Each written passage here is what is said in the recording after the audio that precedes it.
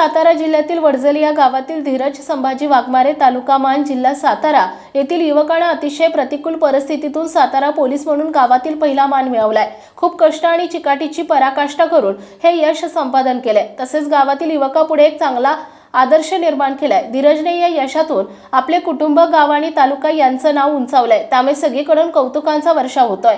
माळशिरस बहुजन समाज पार्टीचे सर्व पदाधिकारी यांनी धीरज वाघमारे यांना माळशिरस येथे बोलावून माळशिरस पंचक्रोशीतील नागरिकांनी त्यांचा सन्मान केला आणि पुढच्या वाटचालीसाठी शुभेच्छा दिल्या।